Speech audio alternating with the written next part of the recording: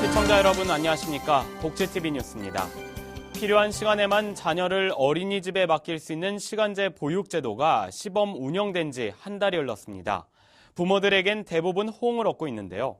하지만 보육계와 정부는 제도에 대해 입장차를 보이고 있다고 합니다. 정유린 기자입니다. 서울의 한 구립 어린이집.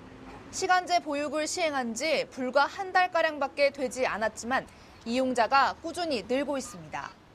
호응도는 굉장히 좋은 편이세요. 특히 대기하고 저희 어린이집에 들어오시려고 대기하고 계신 분들이 급할 때 잠시라도 아이 맡길 곳이 부족해 애를 먹던 부모들은 이 제도가 반가울 수밖에 없습니다.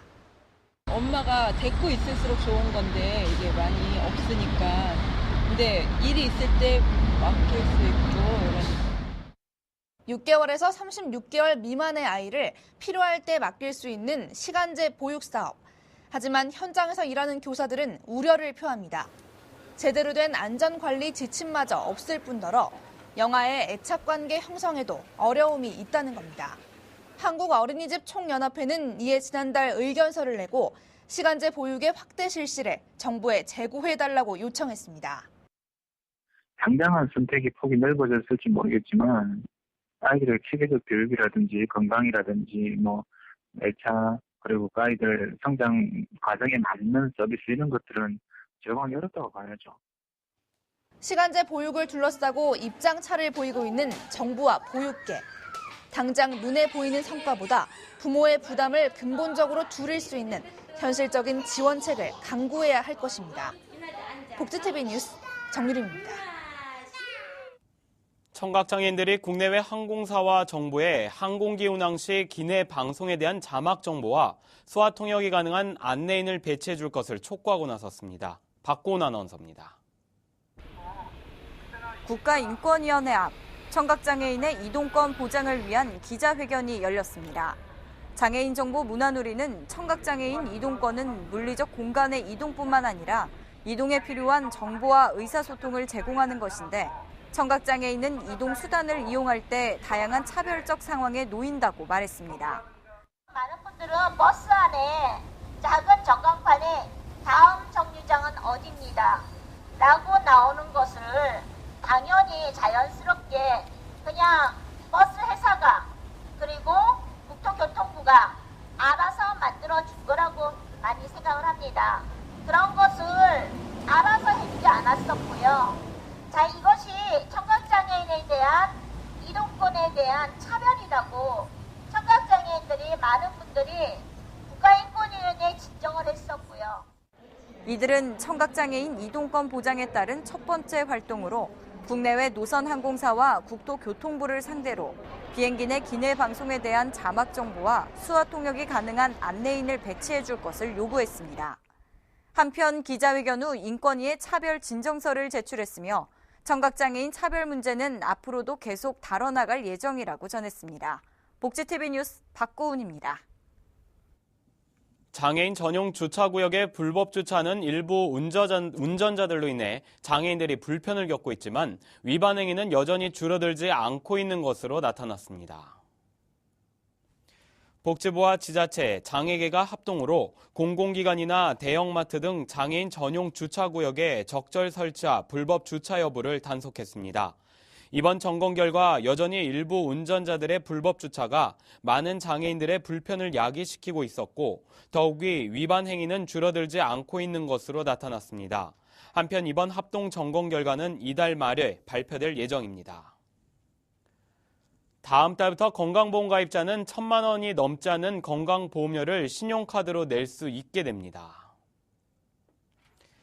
보건복지부는 26일 국무회의에서 이 같은 내용의 국민건강보험법 시행령 일부 개정령안이 심의 의결했다고 밝혔습니다. 복지부는 이에 따라 내달 25일부터 건강보험료와 연체액 등을 더해 1,000만 원 이하인 경우 신용카드 납부가 허용된다고 설명했습니다. 한편 복지부는 건강보험료 신용카드 납부가 가입자들의 편의와 보험 재정에 모두 도움이 될 것이라고 말했습니다. 특수교육의 지역 편차가 예산과 학급 설치, 교원 수 등에서 크게 나타나 장애 학생의 차별이 심각한 것으로 나타났습니다. 국회 새정치민주연합 윤관석 의원은 한국장애인단체 총연맹에 2013년도 전국 시도별 장애인 복지교육 비교 자료를 인용해 특수교육을 위한 정부와 지자체의 적극적인 예산 지원과 교육 환경 개선이 필요하다고 말했습니다. 특수교육 예산 지원 비율을 비교해본 결과 울산이 6.85%로 가장 높았고 서울이 3.95%, 전북이 3.46%로 나타나는 등 시도별 편차가 큰 것으로 나타났습니다. 윤 의원은 시도별 편차가 커 지역에 따라 장애 학생들이 차별받고 있다며 장애 학생들이 열악한 교육 여건 때문에 차별받게 되는 현실을 개선해야 한다고 주장했습니다. 강원도 원주 지역 장애 아동을 둔 부모님들의 수건 사업이 결실을 맺게 됐습니다. 교육부가 원주시에 제2장애 특수학교 추가 설립을 위해 적극 지원한다고 합니다. 고선영 기자입니다. 현재 원주에는 특수학교가 원주 청년학교 한 곳뿐입니다. 장애 학생 700여 명 가운데 260여 명이 이 학교에 다니고 있습니다. 30년 전 개교할 당시 4개 반이었던 것이 현재는 특수학교 평균 학급인 29개 반보다 훨씬 많은 44개 반이 운영되고 있습니다. 가장 기본적인 일반 학급을 주다 보니까 아이들 필요한 특별교실이 많이 부족합니다. 그러다 보니 이런 것을 주지 못하는 그런 교육 환경이 되다 보니까 양질의 교육 활동을 하기에는 우리 여건이 좀 많이 부족한 부분이 있어요. 이러한 어려움 때문에 장애 학생들을 위한 양질의 특수교육 만족도를 높여주려는 학부모들의 고민이 그만큼 컸습니다. 강원도교육청은 정기심사 기간 내에 중앙 투용자 신청을 할 계획인 것으로 알려졌습니다. 이에 교육부도 강원도 교육청이 투용자 심사를 신청할 경우 적극 검토하겠다는 뜻을 밝혔습니다. 추가로 신설되는 제2원주특수학교 설립은 원주시 방곡동 혁신도시 인근 부지에 있는 모 초등학교가 혁신도시 내로 옮겨가면서 그 자리에 새로 건립될 예정입니다. 제2원주특수학교는 28개 학급 203명을 수용할 수 있는 규모로 2018년 개교를 목표로 추진되고 있습니다. 장애 학생과 학부모 모두의 교육 만족도를 높여줄 새로운 학교에서 행복한 아이들로 성장할 수 있길 기대합니다. 원주에서 복지TV 뉴스 고선영입니다. 경기도가 생활불편이나 재난 안전 신고를 스마트폰 메신저인 카카오톡을 통해 할 수 있도록 추진 중입니다. 박고은 아나운서입니다. 이른바 국민 메신저로 불리는 카카오톡. 무료인데다 휴대폰으로 쉽고 빠르게 대화를 할 수 있어 요즘은 문자보다 카카오톡을 많이들 사용합니다. 친구들과 대화할 때 편하고 빠르게 대화할 수 있어서 좋은 것 같고요. 특히 무료라서 좋은 것 같아요. 경기도는 지난해 4월부터 카톡 플러스 친구 서비스를 통해 일자리와 문화 소식 등 알찬 정보를 수시로 알려주면서 이미 12만 명의 경기도민들과 친구를 맺은 상태입니다. 앞으로는 SNS의 일종인 카카오톡을 통해 친구와 대화하듯 언제든지 민원 접수나 재난 신고를 하는 일도 가능해집니다. 카카오톡을 이용하여 도민이 생활 불편, 재난 안전 신고를 받는 시스템으로서 도민이 접근하기 용이하고 불편 신고를 현장에서 즉시 할 수 있어 쉽고 빠른 양방향 민원 접수가 가능할 것으로 예상합니다. 서비스가 도입되면 기존의 민원 관련 앱을 내려받을 필요도 없고 제기한 민원에 대한 답변을 카톡상에서 손쉽게 공무원으로부터 받아볼 수도 있습니다. 또 이처럼 사진 첨부를 해서 민원 현장 사진을 바로 보내면 재난 안전사고 신고도 좀 더 빠르게 접수할 수 있습니다. 경기도의 1:1 대화형 카톡 민원 서비스는 올해 안에 만나볼 수 있을 전망입니다. 복지TV 뉴스 박고은입니다.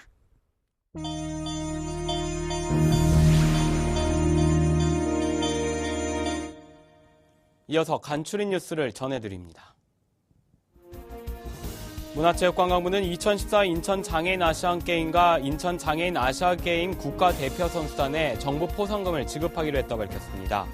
지급액은 금메달 120만 원, 은메달 70만 원, 동메달 40만 원이며 메달을 따지 못해도 15만 원을 지급합니다. 선수는 획득한 메달수 전부를, 단체전은 개인전의 75%를, 그리고 지도자와 정임원은 선수가 획득한 메달의 최상위 2개까지 지급받게 됩니다. 2014 인천장애인 아시아경기대회 마스코트인 저높이와 드높이가 루게릭 환자를 위한 아이스버킷 챌린지에 동참했습니다. 조직위 관계자는 아이스버킷 챌린지가 루게릭 환자들을 돕는 의미 있는 행사라고 생각한다며 루게릭 환자는 물론 인천 장애인 아시안게임에 참가하는 장애 선수들에게도 관심과 응원의 손길을 바란다고 말했습니다. 고용노동부는 추석 전 체불임금 청산 집중 지도기간을 정하고 근로감독 역량을 총동원해 청산 활동을 전개한다고 밝혔습니다. 또한 악성 체불업주에 대해서는 구속수사를 원칙으로 검찰과 협의해 엄정 사법 처리할 방침이라고 말했습니다. 제8회 전국 장애학생 체육대회 1차 대회가 이달 29일부터 다음 달 3일까지 6일간 평택 등 경기도 남부 일원에서 열립니다. 올해 대회는 인천 아시안게임 개최로 두 차례 나눠 개최될 예정인 가운데 공식 대회인 2차 대회는 11월 4일부터 8일까지 열릴 예정입니다.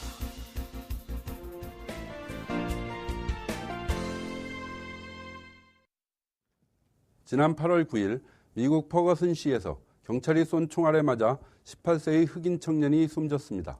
그런데 그 흑인 청년이 비무장 상태에서 6발의 총알을 맞고 즉사했다는 것이 밝혀지면서 인종 갈등 양상으로 비화되었습니다. 정부에서는 퍼거슨시에 비상사태를 선포하고 오바마 미 대통령은 흑인 법무장관을 현지에 급파하여 사태 수습에 나서고 있지만 좀처럼 해결 기미를 보이고 있지 못합니다. 이러한 인종 갈등은 미국만이 아닙니다. 중동에서 벌어지는 가자지구 전투도 사실은 뿌리 깊은 인종차별과 갈등이 원인이 있습니다. 일본에서는 우익들의 극단적인 혐한 시위도 확산되고 있다고 합니다. 이렇게 인종 갈등은 한 국가 내에서 일어나기도 하고 국제 간 분쟁을 통해 일어나기도 합니다. 이러한 인종차별과 갈등의 특징은 아주 쉽게 폭력적으로 확대된다는 것입니다. 그만큼 마음속에 뿌리 깊은 배타성을 지니고 있다는 말이 됩니다. 따라서 인종차별과 갈등을 해결하는 길은 평소에 배타적 생각을 하지 않는 것, 즉 예방밖에 없습니다. 우리 사회도 상시 거주하는 외국인 인구가 150만을 넘어섰습니다. 이미 다문화 가정의 자녀들이 군대에 속속 입대를 하고 있습니다. 그리고 수많은 다문화 가정 자녀들이 사회 진출을 앞두고 있다고 합니다. 이런 상황은 인종차별과 갈등이 먼 나라 일이 아니며 먼 장래 일이 아니라는 것입니다. 따라서 다른 사람의 관습이나 종교, 문화를 무시하거나 배척하기보다는 소통하고 존중하고 배려하는 마음이 중요합니다. 국가에서 인종차별 행위를 금지하는 법을 제정한다든지 국민에 대한 다문화 교육을 실시한다든지 하는 세심한 노력이 필요한 때입니다. 각 시도별로 특수교육에 대한 예산 지원 비율의 편차가 심한 것으로 드러남에 따라 장애학생 교육권이 위협받을 수 있다는 우려의 목소리가 나오고 있는데요. 최근 특수교육에 대한 여러 문제점들이 계속해서 제기되고 있습니다. 모두가 평등하게 교육을 받을 수 있는 권리가 중심에 서야 함을 잊지 말아야 할 것입니다. 이상으로 복지TV 뉴스를 마칩니다. 시청해주셔서 고맙습니다.